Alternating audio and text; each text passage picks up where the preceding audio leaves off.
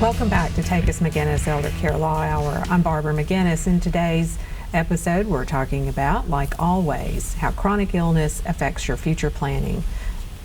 And in this segment, we are talking with David Haddock, who's president of the Mid-South chapter of the National Multiple Sclerosis Society, and Tracy Hill, who is a board member, and she is also the program chair for the Fall Crush of the Multiple Sclerosis Society. Welcome to you both. Thank you. Thank you for being here. Okay, so what is multiple sclerosis? So MS, as we refer to it most commonly, is an autoimmune disease of the neurological system. And basically, the best way to understand it is your immune system attacks the nerves in your brain. So like when you have a power cord like the ones out here that have the rubber insulation on the outside, and you have the core center, basically MS attacks the rubber insulation, which is called myelin, and eventually it breaks down the nerve. So you can have all kinds of ramifications from that. We call these flare-ups typically. So you might experience like loss of vision, numbness in your hands, balance problems. Everyone is kind of different in how it affects different people. Gotcha. Wow. So you were here for our first the segment about ALS, and you're dropping cups and whatever. So is it somewhat similar to that? It's very similar, and it's interesting to hear that last guest talk about the research part at St. Jude's. We also have research at St. Jude's and here at Vanderbilt. But there's a lot of commonalities between the neurological diseases. So a lot of us partner, and much of our research is kind of a cross collaboration. I am very excited because I feel like when you talk to these researchers, they make it really clear that they feel like we're in the midst of like a scientific revolution, and we're on the brink of some really exciting things happening. So if we found a breakthrough in one disease like ALS or Alzheimer's, it might equate over to MS. They're all like so interrelated, and we just are learning new things every day about how the brain works. It's an amazing thing.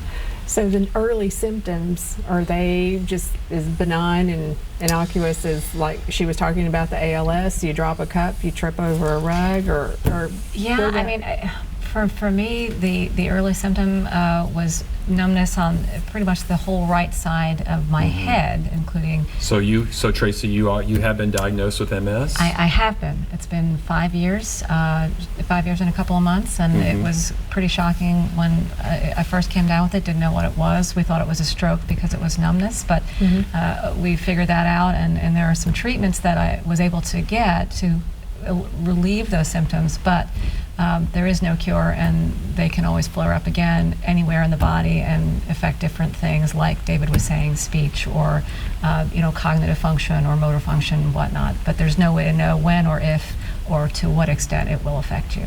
What about some triggers? Like, what would trigger a flare-up? Heat, stress. Those are the two big ones.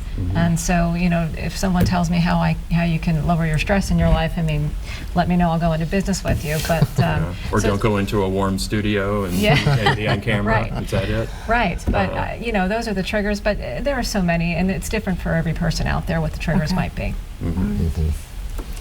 So So what is the life expectancy of someone? Is it a fatal illness like ALS is? So it's completely different. It's more chronic. So MS typically isn't fatal just by itself. It's a kind of a combination of things over a long period of time. And one of the interesting things about this disease, and the great part of like the National MS Society's impact, 20 years ago there were no treatments at all for MS, and now we have 17 approved FDA treatments with more on the way. And basically what those are disease-modifying drugs, and they all affect different people differently. So what Tracy might take that works for her may not work for someone else. It's kind of, you just got to work with your neurologist and figure it out. And like to get diagnosed, typically you're looking at MRIs and what those will show, or lesions on the brain where that damage has occurred to the nerves and the myelin.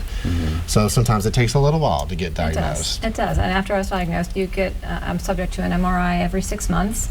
And I've seen the pictures of my MRIs, and they're daunting and scary. But with the right medication, the right diet, the right exercise regimen, There are so many things that you can do to manage the disease and keep it at bay, but it's all up to you, or at least a good 80% of it is to your outlook and how you treat your body and how you think about it going forward. Don't let it beat you. Like a lot of people say for a lot of diseases. And one of the recent media announcements, we've helped to fund a prevalence study because for years we thought about 400,000 people lived with MS, a little over 10,000 in Tennessee. And just recently we realized because of those results that over nearly 1 million people, and there's probably more than that because it's just so hard to track this stuff in our healthcare system, are living with MS. So twice as many people have the disease as we knew before. And one of the things that's been very eye-opening to me since I've been with the society 3 years now, hardly a week goes by where I don't meet someone that has a connection. So what we really want to try to do more of is raising that level of awareness about how many people have the disease, how you can get plugged in to help us fight this cause, and also realize, when we're raising money for research, and we funded typically in the last 5 years, on average about $2 million has stayed right here in Tennessee. Some at Vanderbilt, some at St. Jude's for various projects. But we raise that through our events. So our Fall Crush event, which is November the 17th, is fantastic. It's one of the highlighted, most amazing national events. We go out and recruit 5 of the city's top chef culinary talents. So they cook a 5-course meal. It's a pretty intimate setting over at Green Door Gourmet. And Tracy and her husband Nick are our event chairs for that this year. And Tracy's been on the board now for, I guess, 2 years almost. Almost 3, and I'm very excited about this year's Fall Crush. It's always such a fabulous event. So yeah, we're doing a lot of work. David's tireless. So we'll talk a little bit more about that in just a minute, but I think I need to ask about just about who's at risk because I'm sure the people who are watching this are going, don't tell me about tell me if I'm susceptible to this. So how do I get this and how do I avoid it?